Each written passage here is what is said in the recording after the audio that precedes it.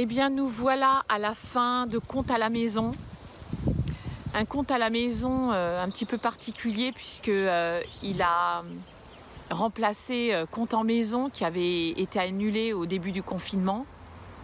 Et puis malgré tout, eh bien, vous avez été fort nombreux à écouter, à suivre les histoires de chaque conteur, et amateur et professionnel. Et pour tout ça, eh bien, je vous remercie et au nom de la Fédération des foyers ruraux, nous vous remercions. Pendant tout ce confinement, eh bien, je me faisais la réflexion, je me disais, mais heureusement quand même qu'il y a cette nature qui est là. Parce que sans elle, je ne sais pas comment j'aurais fait. Je suis sortie plusieurs fois par jour pour aller me balader dans la nature, pour continuer à regarder le soleil qui se lève, pour continuer à écouter les oiseaux, à regarder les arbres, le ciel bleu. Et je me disais, mais quelle chance finalement d'être près de la nature. Je pensais aussi à cette histoire. Et c'est souvent celle-ci qui me revenait. Et je voudrais la partager avec vous. C'est l'histoire d'un homme qui vit dans un village. Et cet homme-là, tous les matins, il se lève du pied gauche. Tous les matins, il dit le monde est horrible, le monde est laid. Dans le village, les gens ne l'aiment pas beaucoup. D'ailleurs, il n'a pas beaucoup d'amis. Il est bien seul. On n'aime pas non plus ses pensées négatives. Et on n'a qu'une envie, eh bien, c'est que cet homme-là, eh bien, il s'en aille un petit peu plus loin. Alors on lui fait savoir. Bon, il est d'accord pour partir. Un peu plus loin, de l'autre côté du pont. Juste à côté de la rivière. Puis s'installe dans une maison toute simple. Malgré tout, rien ne change. Il maugréit. Il se plaint. Rien ne va. Et dans ce village, il y a une femme. Et cette femme, elle se dit quand même, cet homme, il ne doit pas être si horrible que ça. Peut-être que moi, je peux changer quelque chose. Alors elle y va. Elle frappe à sa porte. Quand il a ouvert, il a quand même été séduit par ses yeux, son sourire. Il a ouvert un tout petit bout comme ça de ses lèvres pour lui signifier qu'il était un petit peu content. Elle est entrée et puis ils sont restés comme ça 3 jours. Mais ça n'a pas duré plus longtemps. Au bout du 3e jour, les mêmes rengaines revenaient. Le monde est horrible. La terre est plate. Le monde ne vaut pas la peine. Puis les femmes sont tellement embêtantes. Elle était en difficulté, elle ne savait pas comment faire et pourtant elle voulait rester. Elle avait besoin d'un peu d'aide. Alors elle a continué à se rapprocher de lui et 9 pas plus tard, eh bien, ils ont eu un enfant. À les premiers temps, mais les 2-3 premiers jours, ça lui avait comme ravivé une flamme à l'intérieur, comme quelque chose de beau, d'extraordinaire. Mais au bout de quelques jours, tout était moche, horrible. Les enfants étaient insupportables, criards. Les femmes étaient plus qu'embêtantes. Elle se demandait comment l'aider un peu plus. Alors elle a attendu encore 9 mois et un 2e enfant est né. Et ce 2e enfant a donné une petite étincelle, une petite joie de vivre à l'intérieur du cœur de l'homme. Mais ça n'a pas duré longtemps. Encore une fois, toutes les mauvaises pensées revenaient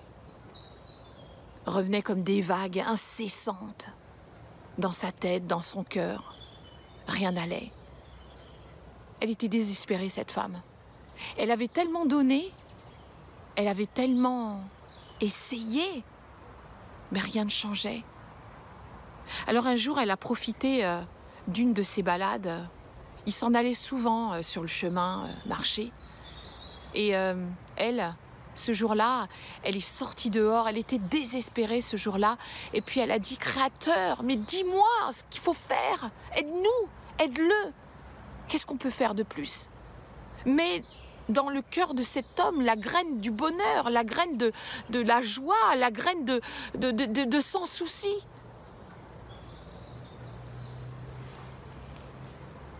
Sur le chemin de l'homme, alors qu'il était en train de chanter la même rengaine, ces mêmes histoires, ces mêmes idées noires, il est arrivé.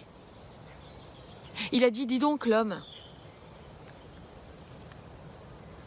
depuis tout ce temps, que le monde ne va pas, que la vie ne vaut pas d'être vécue, que rien ne va, que les hommes te sont insupportables, que la nature n'était pas indispensable, que l'air que tu respires, eh bien, n'est pas important à ta vie. Mais tu sais quoi, l'homme?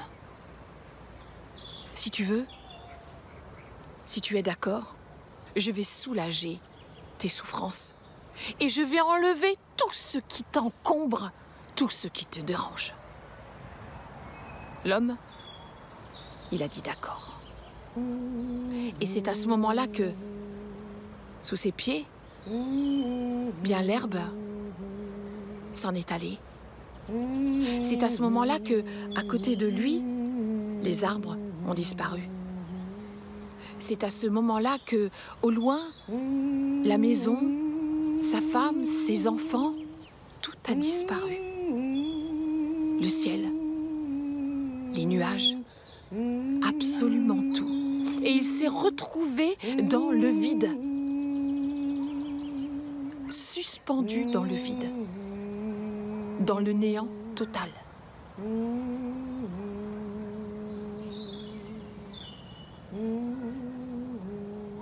Il regardait ce vide.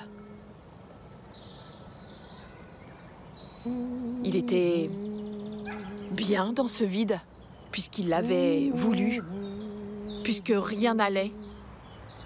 Et puis, ça a duré des jours, et puis des jours, et puis des jours, et puis des jours, et puis ce vide, eh bien, commençait à lui peser. Commençait à lui peser lourd. Il a commencé à sentir la solitude qui s'infiltrait dans les pores de sa peau. Il respirait la solitude, il respirait le vide, il respirait le rien. Puis pour la première fois de sa vie, il a entendu sa solitude. Et dans sa solitude, il a entendu son cœur qui battait. Et c'est à ce moment-là que l'homme, dans ce retentissement de cœur, il a été touché. Et il a appelé le Créateur. Il lui a dit, Créateur, tu peux pas me laisser comme ça, dans cette éternité-là, dans le vide, dans l'absolu, dans le rien, dans le néant. S'il te plaît, redonne-moi le monde. S'il te plaît, Créateur. Le Créateur, il lui a dit, tu sais, je ne peux pas faire 2 fois ce que j'ai créé. Si tu veux retrouver le monde, tu n'as qu'à le nommer. Alors l'homme, du plus profond de lui-même, il s'est rappelé toutes ces images. Il s'est rappelé la lune et le soleil, les étoiles. Il s'est rappelé la nuit, le jour. Il s'est rappelé les arbres, les oiseaux. Il s'est rappelé les chemins, l'herbe et les fleurs. Et au fur et à mesure qu'il se rappelait, il nommait toutes ces choses. Et à chaque fois, chacune d'entre elles revenait. Et il a nommé chaque chose, les unes après les autres. Et comme par magie, elles réapparaissaient. Et au loin, sur le chemin, il avait eu sa maison, il a vu sa femme et ses 2 enfants. Alors il a couru vers eux, il les a nommés et lorsqu'il est arrivé tout près d'eux, il les a embrassés, il les a enlacés. Et dans le chuchotement de son cœur, du bout de ses lèvres, il s'est entendu dire « Si tu es un homme, nomme. Si tu es un homme, honore. » Et c'est comme ça que chaque chose est retournée à sa place. Alors, nous, les êtres humains, cette humanité, honorons cette nature du mieux que nous pouvons.